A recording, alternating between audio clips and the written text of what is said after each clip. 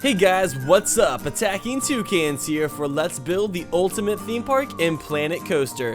If you guys are wondering why I'm calling myself an Attacking Toucans video because you're just watching this video in a playlist, I changed my YouTube name back to Attacking Toucans midway through this series, and that is the reason why it is like that. Now, one thing I want to point out really quickly is I turned the shadows on in this game. I didn't realize that my shadows were turned off this whole entire time, but I turned them on and things look so much better. I can't believe they've been turned off this whole entire time. I have no clue what's wrong with me, but it is fixed and things are looking much better. Also, the park is open again and I set the park capacity to 200 people. So we still have about 200 people walking through this path and they're all happy as F. Okay, so what we're going to be doing today is we are going to be heading back to our giant indoor sci-fi complex, and adding on to that, the first thing we're going to start off with today is we're going to start building the food court that you can find in this back section of this sci-fi complex. We're going to be doing quite a bit back here. We're not going to finish it this episode, but we're going to get most of it done, and it's going to be looking really cool. Alright, before I actually talk about the things I'm building, I'm just going to let this footage play while I talk about a few things related to the series. The first thing I want to talk about is I'm going to use this episode as an experimental episode to test out a new formula for this series. What I'm going to be doing for this formula is I am going to talk a little bit less. So what I'm going to do is I'll probably talk for about 2 minutes or so, and then I'm going to let some music play for about, I don't know, like 30 seconds or so. And I'm going to come in and like interject whenever I have things to talk about. Because whenever I'm recording the series, it can get a little bit stressful, and I feel like sometimes I just talk about stuff that doesn't even completely matter. So I'm just going to put in a little bit of music every once in a while, just to make the series a little bit easier for me to record. Just because I'm trying to get a little bit more active on YouTube and Twitch, and I want to keep like a consistent schedule with my videos. And I want to make this series a little bit easier for me to put the videos out, so it's not like too difficult. So these videos are going to be about 75 to 80% commentary with some music every once in a while. And I actually think it might make the videos a little bit more calming and soothing to watch as well. It'll just make it a little bit more nice to watch. So just after watching this video, let me know what you think of the new formula. If you like it, I will keep it. If you don't like it, I will switch it back. No big deal. But I personally think that you guys are gonna like it. It won't be too big of a deal. Another thing I decided is last episode I asked you guys if you wanted me to use those blueprints in the medieval section with those houses that I put in last episode, and a lot of you guys were okay with the blueprints, but there was still quite a big number of people who wanted me to make the houses custom, just so every single piece of this park can be a custom made piece of scenery. And I totally feel you guys, so next episode, that is the first thing I'm doing, is I'm recreating those houses. But I know it's kind of boring just to see me build like random houses, so I'll probably speed up that footage a little bit more quickly or find a way to make it a little bit more entertaining or something. I'm not entirely sure yet, but I am going to build those from scratch just so we can say that every single thing in this park is 100% made from scratch. Okay, now that I got those topics out of the way, let's talk about what I've built so far this episode. So if you didn't notice, I changed all of the paths in the sci-fi section to a path type that fit the theming a little bit better. I thought the black path kind of matched the sci-fi theme a little bit more, just more sleek. So that is one change I made that I think is for the better. Another thing I did is I rose that rock formation that goes in the center. I made it look like a big alien life form almost that goes all the way. It's going to go all the way through the ceiling of this building. I'm not completely sure if I'll keep that or not. Let me know how you feel about that. But I think it looks pretty cool. And the main idea I have for this food court is I'm kind of making it like a cave that you walk into that leads to different rooms that have different types of food in them and such. And I think it looks pretty cool. Something else that I think is looking pretty good is these cargo crate tables. I really love just putting tables inside these eating areas. And if I can remember correctly, I think the customers actually came and sat at these tables. So that is some really exciting stuff. For some reason, they didn't sit at the tables on that docked area for that restaurant we built at the beginning of the sci-fi area. I'm not entirely sure why, but for this area, they did, and I am super stoked for that.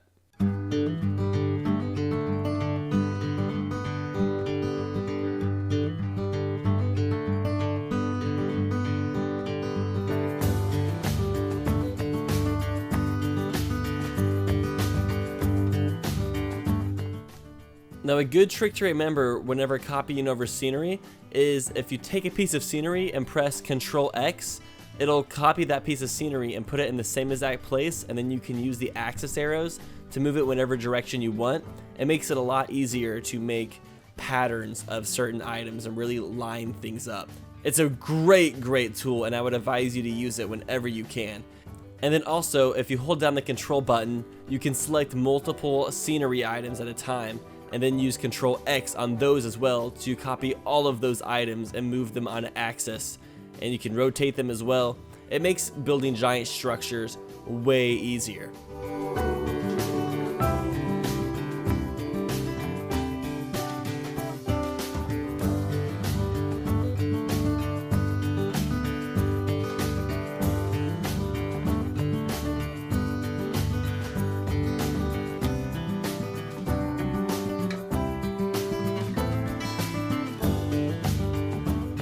Now, for some reason, I spent a long time just working on this little exit area for the monorail, but at the same time, I think it was worth it because I want people to come off the monorail and have a sort of grand, epic entrance to the new area whenever they enter.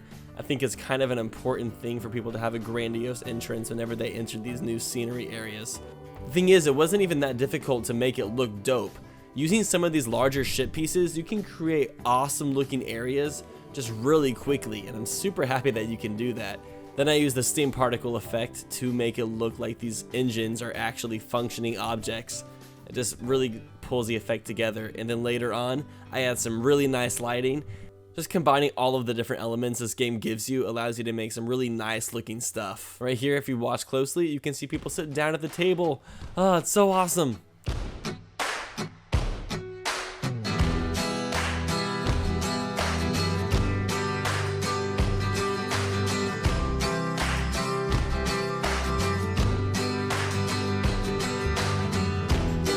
Now I'm putting a ceiling over everything that doesn't have this actual rock formation over it. Then later I'll be covering most of it with rocks. That way whenever you enter this section of the park on the monorail, you'll look out and it looks like you're almost looking out into a kind of rocky wasteland. And that was the main goal for that.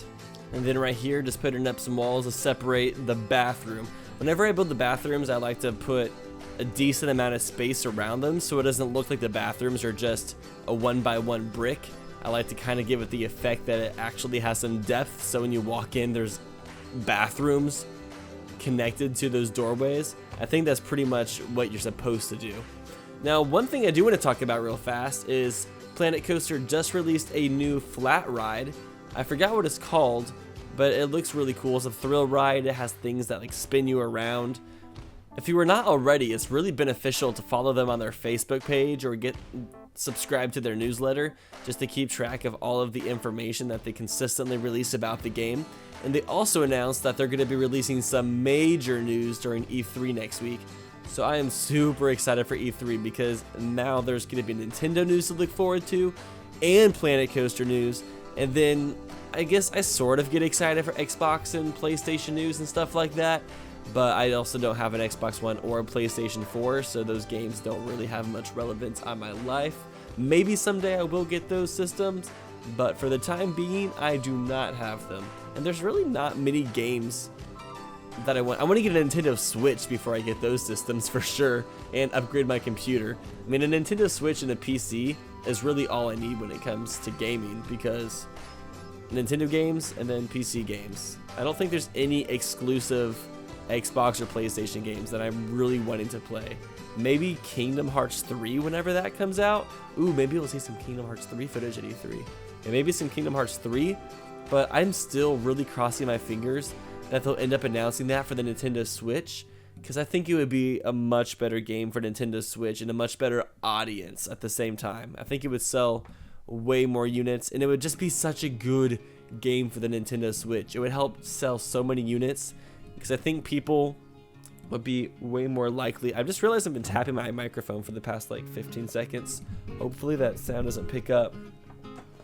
but I think Kingdom Hearts 3 would be a way better game for Nintendo Switch. They've also released a lot of exclusive Kingdom Hearts games for 3DS, so it makes sense to release them on the Switch. I'm not sure if there's like some special deal in place with Sony that they have to release it for the PS3 or PS4, sorry, but I hope that's not the case, because I don't want to buy a PS4 to play Kingdom Hearts. I want to be able to play it on the Switch. That would be preferable.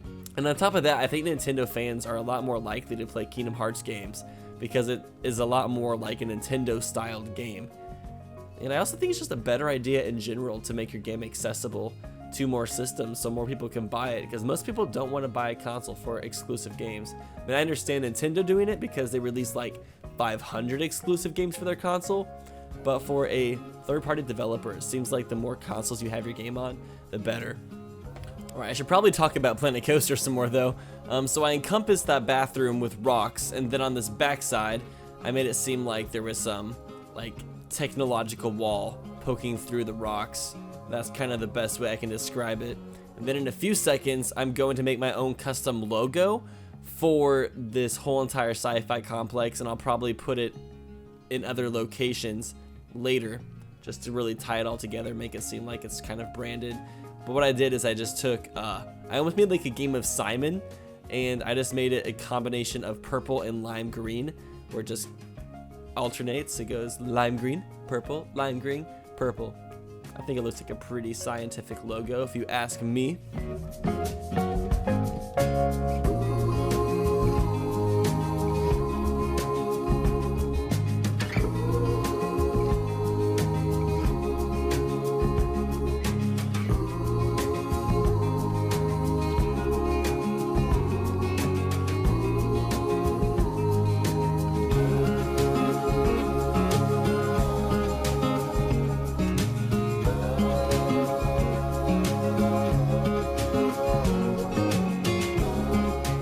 Okay, so what I'm doing right here is I put 4 lights around that logo that represent the same colors as those different corners of that circle.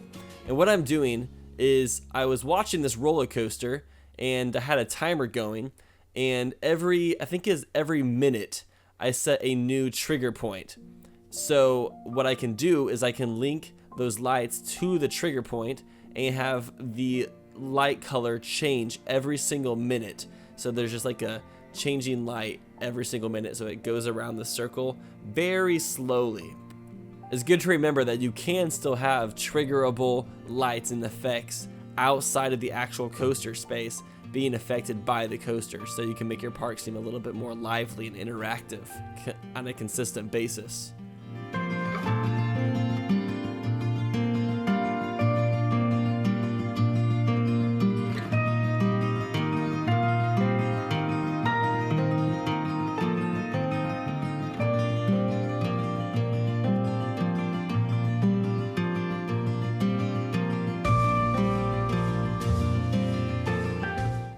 Something I was trying to definitely do was keep up with the lighting while I was adding on to these sections bit by bit, because it's kind of a pain to go back and do all the lighting at the very end, because just doing too much lighting at one time just gets really boring.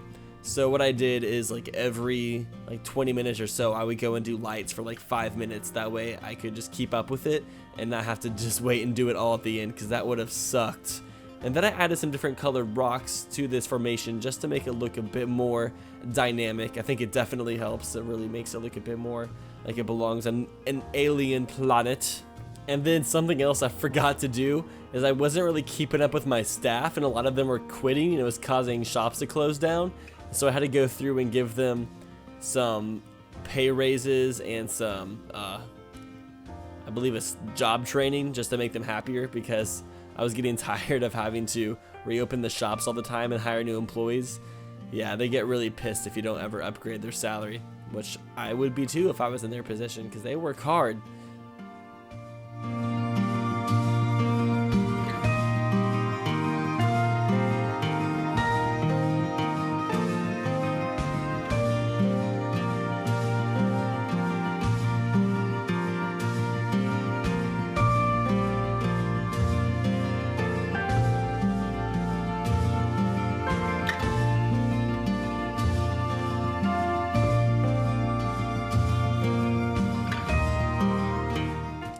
Alright, so I'm wrapping up on the sci-fi complex for today, but I ended up deciding to put in the footage for this episode because it was going to be a little bit short if I didn't, of me recreating the houses for the medieval area. Now they're not complete recreations, they're definitely inspired a lot by the blueprints I had, but I recreated them by myself, so they are completely mine.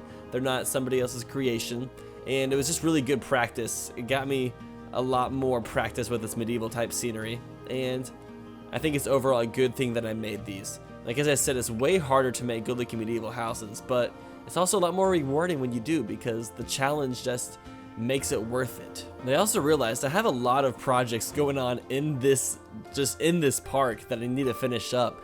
We still have to finish up this car ride, which has a lot of different elements to it. We have to like do the queue for it, all of the decorations, the forest, so that might take like a solid. We're gonna try to get a lot done next episode on the car ride itself. And then we need to do the entrance and the exit for the monorail on top of the castle. I still haven't put paths down to the ground for that, and I'm not entirely sure where I'm gonna put them. I've been thinking about it a lot. I think I might have to put the exit like through the castle wall and just have it go down or come out somewhere random. I'll have to really look into it. And then the entrance is probably gonna have to go through some building that is next to the wall. That's the only thing I can think of really, but we'll figure that out next episode. And then on top of the stuff in the medieval area, there's a few buildings outside of the wall by that giant swing that I have to finish because I never finished those buildings either, so I got to get that done. And then there's the sci-fi complex that's still pretty far from being done, so we'll see how many episodes it takes to finish all of these things. My guess is probably 4, maybe probably 5. It's gonna take a while. It's a lot. It's very daunting, but we'll get it done.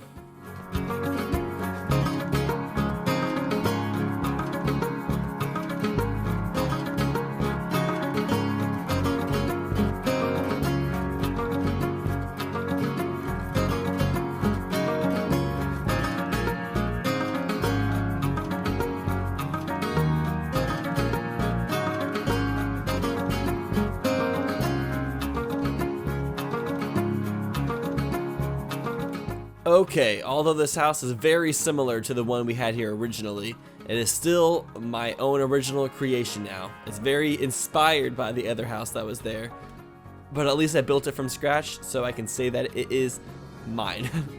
But you guys definitely know who it's inspired by, so at least that's good. I'm very happy with the way that first house turned out though. It still looks really, really good.